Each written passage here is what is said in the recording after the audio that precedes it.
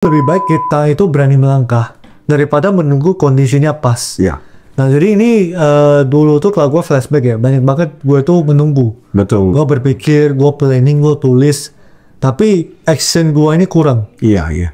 Jadi dulu itu kita tuh selalu ada konsep ilusi di mana ada sebuah waktu yang pas untuk memulai.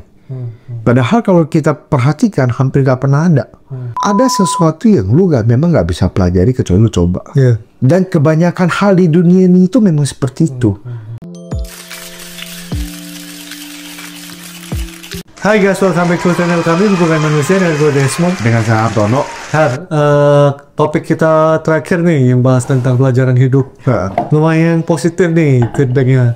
Jadi baik teman-teman yang nonton nih request lanjut part 2 gitu. Waduh. Nah berarti oke nih kita bikin yang part 2 ya. Nah kali ini kita bagi ke 4 poin ya kali ini. Ya, lebih panjang ya. Ya jadi sebenarnya sih ya kita sharing apa yang pernah kita alamin, apa yang kita lihat. Mungkin di diri kita sendiri ataupun juga orang yang kita kenal. Betul. Berarti memang kita rasa ini seandainya kita dulu bisa tahu lebih awal, pasti ada manfaatnya. Betul. Tapi memang kadang banyak hal yang memang harus dilewatin dulu sih. Iya. Karena kita dikasih tahu juga bandel. Iya, pas agak masih muda dikasih tahu juga kita belum terlalu paham, belum relate gitu. Betul, betul. Nah, tapi seandainya kalau teman-teman bisa relate lebih awal, bisa lebih baik. Iya. Nah, langsung aja poin yang pertama nih. Ini dulu gua ngerasa banget sih ini. Nah, jadi yang pertama itu lebih baik kita itu berani melangkah daripada menunggu kondisinya pas. Iya. Nah, jadi ini dulu tuh kalau gua flashback ya, banyak banget gue tuh menunggu. Betul. Gua berpikir, gua planning, gua tulis, tapi action gua ini kurang. Iya, iya.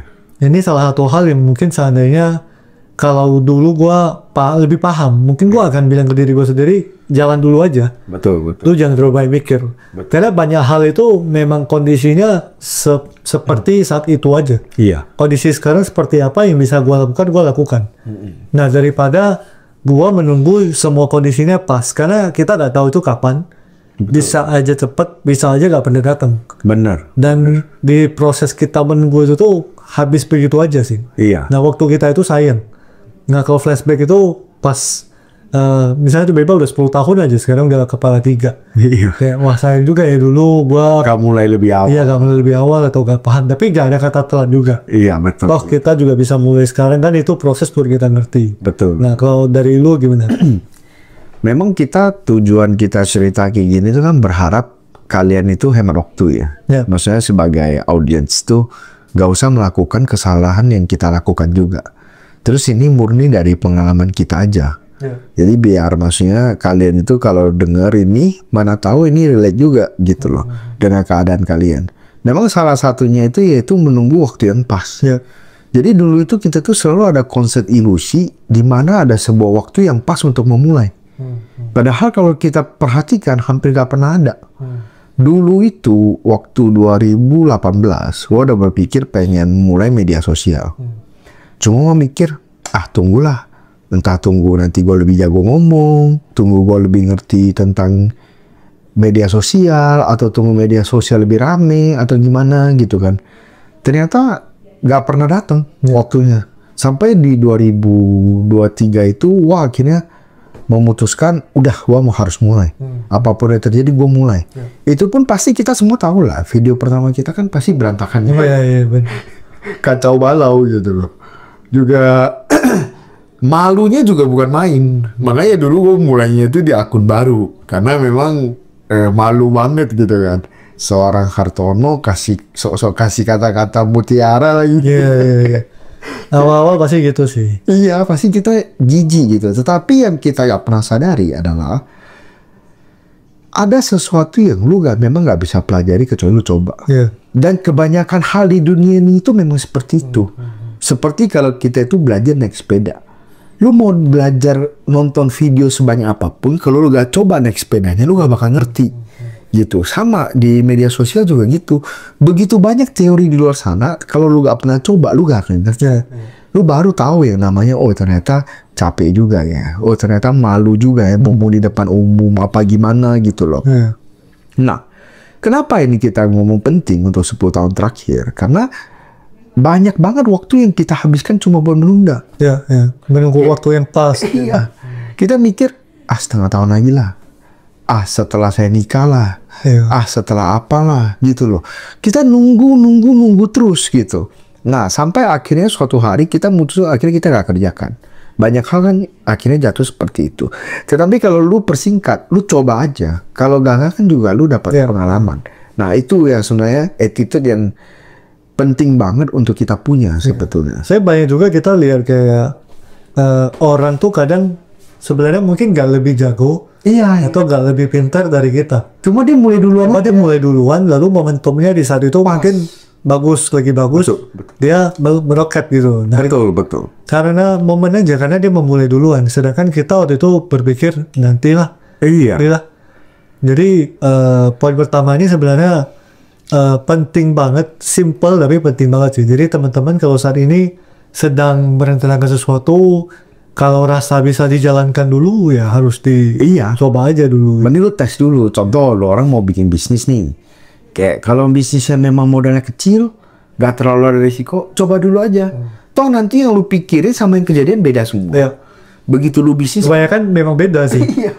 Gak bakal sepertinya lu Kita bayangkan. pikir step A, B, C, ternyata kejadian langsung bisa E, F, Iya. atau A1, A2-nya kan ini betul nih. Kayak lu mikir lu mau buka warung nih di depan rumah. Lu pikir, wah nanti tetangga gua nyinyir. Nanti gua ditangkap Satpol PP. Hasil penyatannya apa? Gak laku. Ternyata tetangga lu gak sempat nyinyir, orang gak laku gitu kan. Maksudnya banyak faktor. Gitu. Oke, itu yang pertama lah ya. Iya. Nah, jadi yang kedua, sebenarnya ini juga jarang ada yang bahas sih menurut gue ya. Yaitu etika dan sopan santun itu sedikit underrated sih. Iya. Jadi orang tuh nggak ngerasa Anggap remeh. ini harus diutamakan. Betul. Sebenarnya ini jadi satu nilai tambah banget nih. Bener banget. Terutama kita baru ketemu di awal first Iya. impression. Karena kita judge orang itu kan pasti first impression. Betul. Kalau orangnya ini nyaman, gak nyaman, udah pasti pengaruhnya di sopan santun. Bener banget. Kalau dia ngomongnya udah kasar, Iya. atau dia Pakai bajunya serampangan. atau ya intinya gak sopan, itu udah pasti etikanya kita udah pasti feel-nya gak enak loh. Betul. Nah, feel-nya gak enak, lanjutannya udah pasti lebih sulit. Bener. Dibanding sebaliknya, kalau dia sopan santun, etikanya bagus, pasti kita impresinya bagus. Bener banget. Nah, gimana tuh Har? Dulu itu pertama kali saya belajar tentang etika dan sopan santun itu dari bibi saya. Oke. Jadi bibi saya itu, kita itu kalau ke instansi pemerintah apa, kita tuh harus berpakaian rapi. Tujuannya menghargai instansi tersebut Ya. sebenarnya. Dan kalau kita ketemu pebisnis apa, kita juga harus berpakaian rapi, sopan santun gitu. Tujuannya menghargai orang itu. Nah, jadi banyak banget rules yang gua perhatikan. Contoh, kalau seandainya orang itu lagi asik main handphone dan kita cuma berdua, lebih baik kita gak ganggu. Karena mungkin dia lagi sibuk. Ya. Jadi kalau seandainya kita cuma berdua duduk santai gitu ya, dia asik main handphone, kita tungguin aja. Kita juga kalau mau asik main handphone juga terserah. Tungguin, nanti dia akan membuka pembicaraan kalau dia udah selesai. Nah, itu salah satu rulesnya. Atau kedua, kalau orang lagi ngobrol sama kita angkat telepon, kita itu gak boleh suruh dia sambil ngobrol. Itu salah ya, Iya, itu kan kurang ajar banget. Kayak lu omongnya gak penting nih, gue bisa sambil telepon gitu. Nah, yang luar biasa banget, Mon. Orang itu selalu berpikir gue itu gampang bergaul kemana-mana. Sebenarnya gue bukan gampang bergaul, gue cuma sopan aja. Jadi gue dateng sopan dong, Mon. Tapi orang pikir gue punya bakat untuk bergaul kemana-mana. Enggak. Sebenarnya cara gue mengimpress orang itu sopan aja. Contoh, kalau seandainya kita ke tempat sebuah meeting gitu ya, kita nyampe, gue selalu gak pernah duduk. Gue berdiri sampai dipersilakan duduk. Oh iya Pak, silakan duduk. Nah, gue duduk. Nah, aku izin duduk ya Pak, gitu loh. Mungkin orang nganggap ini anak muda tapi kok sopannya kelewatan. Tapi itu yang jadi first impression yang sangat bagus di banyak hal. Begitu juga dulu waktu gua kerja, semua klien gua repeat order karena gua orangnya sopan. Sebenarnya cuma karena itu doang menurut gua. Sopan dan enak diajak ngobrol. Itu doang. Tetapi di zaman sekarang ini, terutama generasi-generasi anak muda gitu ya, mulai lebih mengedepankan skill daripada sopan santun. Gak ada yang salah. Lu bukan berarti lu sopan, lu bego. Enggak. Lu sopan, tapi lu juga berskill. Ya. Kenapa lu gak berskill dan sekaligus sopan? Lebih nilai tambah lagi sebenarnya. Iya. Lu harusnya dikasih 100 jadi dikasih 200. Ya. kalau lu punya skill dan punya sopan santun. Nah, sopan santun ini sangat underrated. Bahkan generasi alpha, maksudnya orang ngomong alpha man apa gitu, laki-laki alpha gitu. Kalau sopan itu seakan-akan lu itu kayak cemen gitu. Padahal enggak. Sopan itu menunjukkan lu itu punya pendidikan, lu punya etika gitu. Jadi kalau dulu gua ke pasar-pasar, kita ke pasar gitu ya. Ke wilayah-wilayah daerah kecil gitu kan. Padahal kita prinsipal dari pusat. Kita kalau datang itu saya selalu salim sama pemilik toko apa. Saya selalu terus mau pulang juga saya salim dulu, Pak, saya pulang ya gitu. Orang juga kaget. Ini orang maksudnya Chinese tapi saling juga gitu loh, menghargai kultur budaya kita. Tapi saya jadi sangat disukai gitu loh. Kalau datang ya orang-orang dapatnya teju, saya dapatnya pokari, gitu loh. Jadi maksudnya itu sebuah nilai plus yang sebenarnya sangat gampang kok dilakukan. Sebenarnya cukup simpel sih. Cukup simpel. Kita lakuin sesuatu yang mungkin kebanyakan orang nggak lakukan. Iya. Nah, kalau seandainya kita lagi duduk, ada orang datang approach kita buat ngobrol, kalau bagusnya kita berdiri. Jadi jangan kitanya itu nyantai duduk sedangkan dia berdirian. Jadi sama-sama berdiri. Sesimpel itu doang. Ini benar-benar lu bisa pelajari. Semua orang pasti bisa. Dan ini sangat underrated. Orang nggak remeh. Sangat bisa dilakukan lagi. Betul. Jadi etika dan sopan santun ini kalau bisa teman-teman praktekin dan teman-teman perhatiin banget, ini ya pasti jadi nilai tambah untuk teman-teman. Betul. Oke. Nah lanjut nih yang ketiga nih.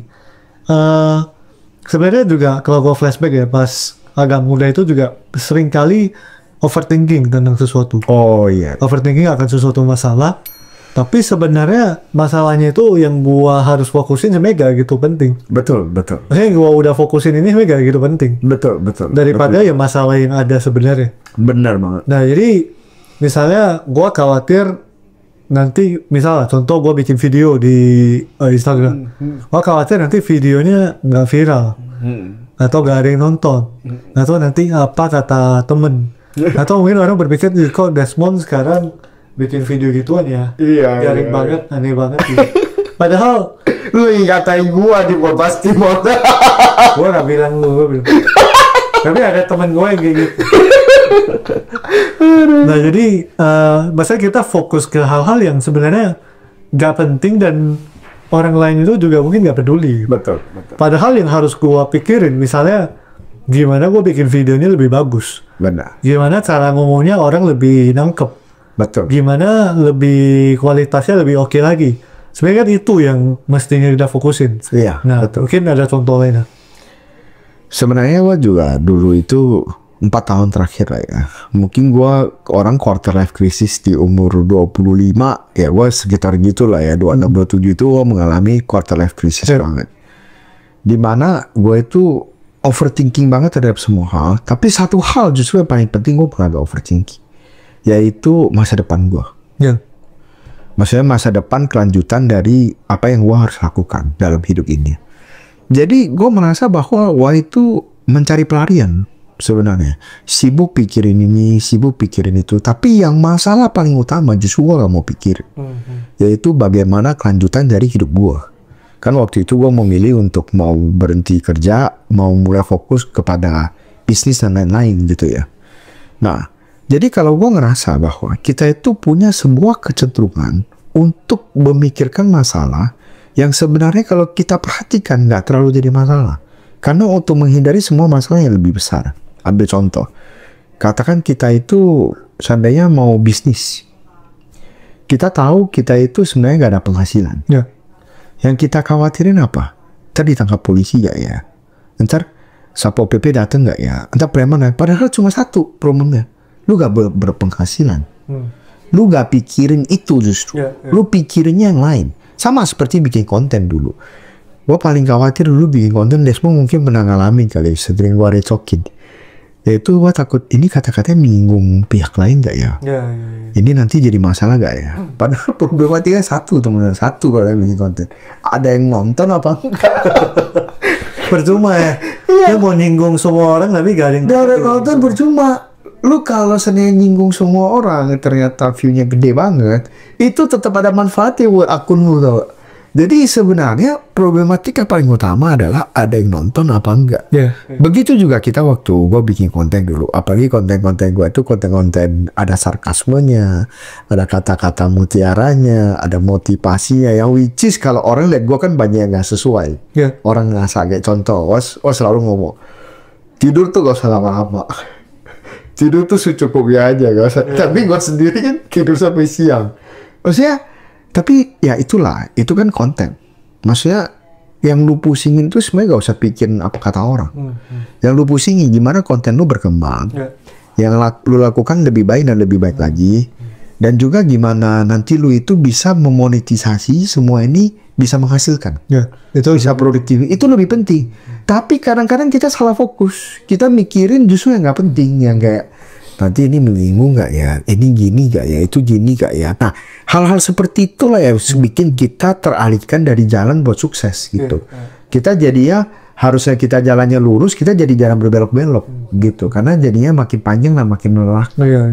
Kira-kira seperti ini banyak sih sebenarnya. Gue juga melihat ada temen juga misal mengalami masalah. Masalah aslinya apa, tapi yang disibukin apa. Ini ibaratnya tuh dulu tuh gue inget tuh pernah dijelasin kalau kita sekarang kena panah. Kita dipanah nih sama orang nih, kena nih di dada nih misal. Ya harus kita lakuin ini, kita cabut panahnya tuh. Cabut, obatin tuh. Tapi yang kita sibukin apa? Siapa nih yang panah nih? Harusnya kan mana yang bener tuh. Masa kena gua? Iya.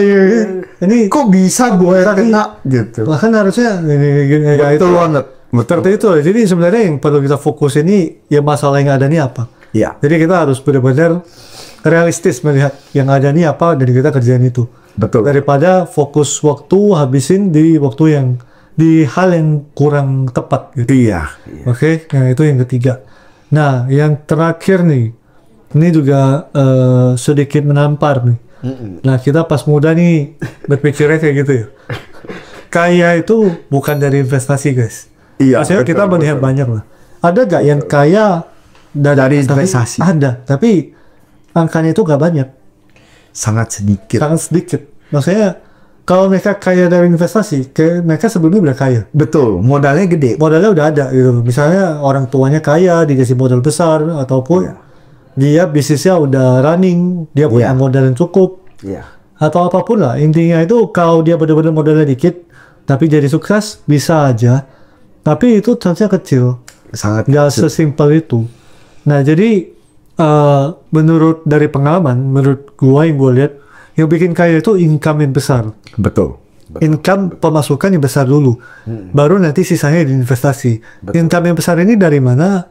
Macam-macam ya, bisa dari bisnis ataupun dari kerja. Kerja ini kan nggak melulu cuman gaji ya, tapi bisa aja kita juga bisa mencelah dari bonus ataupun komisi dan banyak hal. Tapi intinya itu investasi ini penting, tapi jangan terlalu berlebihan.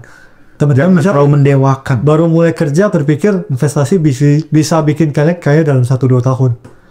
Ya mungkin, tapi kalau teman-temannya kaya seinstan itu juga biasanya nanti bakal nggak lama. Gonjang-ganjing. Betul. Nah, gimana? Ini saya pengen ajak teman-teman tuh mulai berpikir lebih luas gitu ya. Maksudnya jangan percaya kata kita doang, tapi coba buktikan.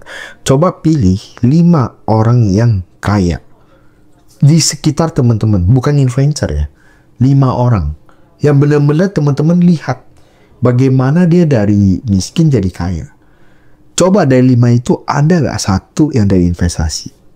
Kebanyakan pasti kalau nggak kerja, bisnis, atau jual beli tanah, atau apa gitu loh, dagang, dan lain-lain. Kalau kita ngomong influencer, ya influencer ngomong kan, dia orang kan tinggal ngomong. Bukti juga dia orang tinggal bikin. Bisa Photoshop, bisa edit, apa segala macam, bener nggak? Saya bukan ngomong influencer tukang bohong, nggak juga. Cuman maksudnya, kadang influencer itu cuma cerita satu bagian. Dia nggak cerita full. Kalau saya relate di 5 orang yang saya lihat sukses, nggak ada satupun dari investasi, nggak ada.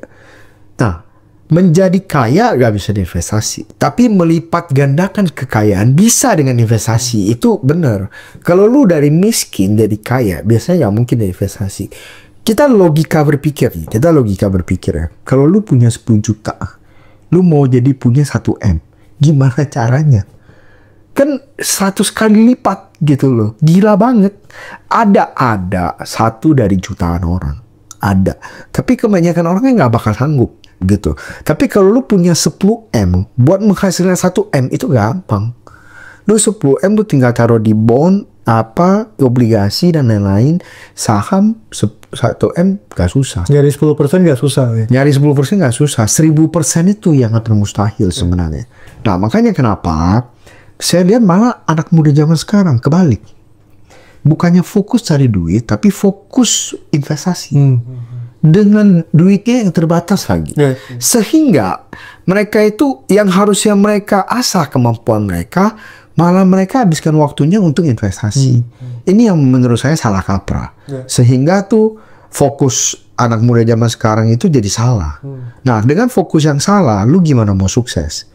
Harusnya lu punya sebuah skill, lu asah skill lu. Ini lu punya skill, lu tinggalkan, lu malah buat investasi. Nah, ini yang sebenarnya salah kaprah sih. Dan terlalu overrated zaman sekarang. Karena semua orang kan gonjang-ganjingnya jualnya, biarkan duit bekerja untuk Anda. Passive income. Ya, duitnya ada nggak sebanyak itu yang bisa kerja buat kamu? Kalau dia 10 juta ya mana mungkin dia bisa kerja buat kamu gitu loh. Ya kira-kira gitu lah.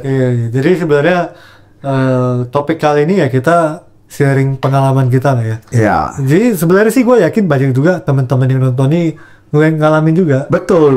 Juga. Dan memang ini harus dilewatin. Betul banget. Ya alangkah baiknya kalau teman-teman dengar ini dan teman-teman bisa lebih cepat menyadari dan juga melewatin sih. Jadi gak perlu pakai waktunya terlalu banyak. Betul. Itulah ya soal pelajaran hidup 10 tahun terakhir. Ya mungkin kalau bahas 20 tahun terakhir sih gak inget ya. Masuk 10 masih bantu juga. 10 masih bisa. 20 tahun lagi mungkin 10 tahun kemudian baru kita bahas. Nah, menurut teman-teman gimana? Apakah ada pendapat lalu juga pengalaman? Boleh dong di-share, jadi teman-teman yang nonton atau yang baca juga bisa dapat sesuatu dari pengalaman teman-teman. Kalau menurut teman-teman video ini juga banyak manfaatnya, bisa coba di-share ke teman lain sebagai bentuk support untuk channel kita juga. Betul. Nah, itu dulu, sampai ketemu di video berikutnya. Thank you.